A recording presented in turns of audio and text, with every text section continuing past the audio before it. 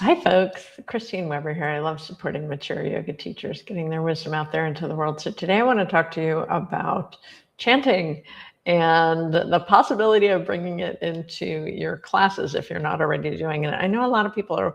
Recently, someone asked me about chanting, and that's what got me thinking, oh, I should really share this in a live stream, because I know a lot of yoga teachers tell me that they're either not allowed to chant where they're teaching, or they're afraid to do it because they don't want to offend someone's religious belief system. So let's unpack that a little bit. The first thing I want to say is that in Western cultures, we have largely lost our group singing. And because group singing used to happen in religious services all the time. Well, it still happens in religious services, but many people have left traditional religions, which means they left that opportunity, that weekly opportunity to sing in groups. And, you know, I was also thinking about some of the movies I've seen from the 50s and 60s, or depicting that era.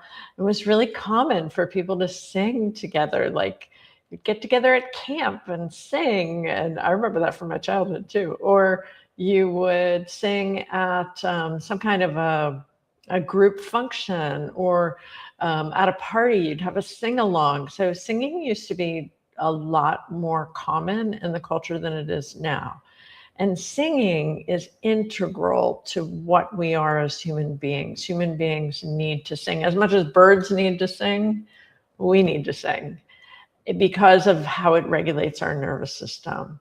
And we tend to not have spaces to do that. So yoga class with you is such an incredible opportunity for people to reclaim some of that.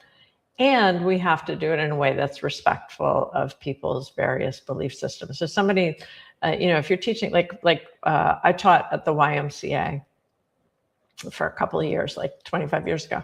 And when I was teaching at the YMCA, I was told specifically, because it's, you know, Young Men's Christian Association, I was told I was not allowed to om and not allowed to do any kind of anything that would seem religious or offensive to the belief system of some of the members. So that was fine. I couldn't do it, but I could hum, right? So Brahmari, B breath.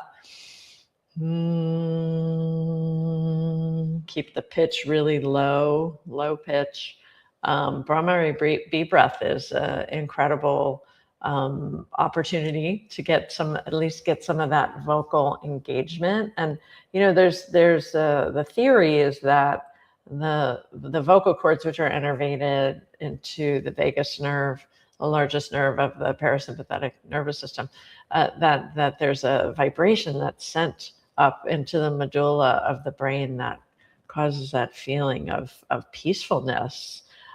So of course we want to bring that, you know, bring that into our classes. So again, depending on where you are, there's plenty of places where I've taught where chanting was totally fine and people really loved it as we got more into it. And so the progression is start with humming, proceed to maybe oming. Lots of people who go to yoga classes know about Om and they're fine with it, but explain to them what Om means. Om is the sound of the universe. You know, if you were able to step back from the earth and just hear everything, all the sounds of the earth, it would sound like Om. That's the idea.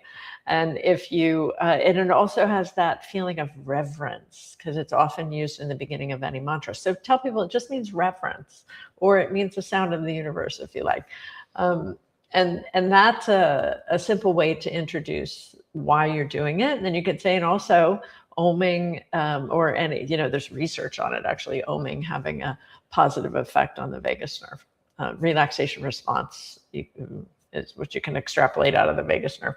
And then, so after oming a little bit, then you might want to introduce a simple Vedic chant. And one of the first ones you can start with is Om Namah. Namaha. Namaha means respect. It's basically, it's just like, I pay my respects. That's all it means.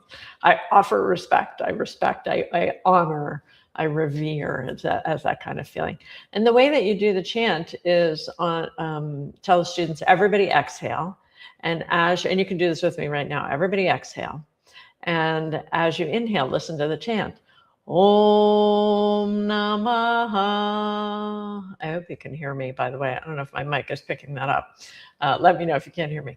So then they chant on their exhale. So try it again. Exhale. Listen on your inhale. Om Namah Namah. Right. And then chant on your exhale. Om Namah. And then you're going to say, listen on your inhale again. Om Namah. Now please chant on your exhale. And then they're going to chant on their exhale. And doing that maybe three times, just start. And making sure you're very clear. You're not chanting to some deity. You're just making this idea of I pay my reverence. I'm grateful. I'm honoring that which is sacred. It can be that. It can be that much. Another chant that's good to start with is the peace chant, the Om Shanti chant. But why not start with it in English? And you can kind of Vedic chant it in English. So listen on your inhale. Peace, peace, peace. Chant on your exhale. Peace, peace, peace. So basic and simple. Do that for a few weeks. Okay. Oh, by the way, did you know that the Sanskrit word for peace is Shanti? And when you chant in Sanskrit, it's a liturgical language that was developed to convey spiritual truths.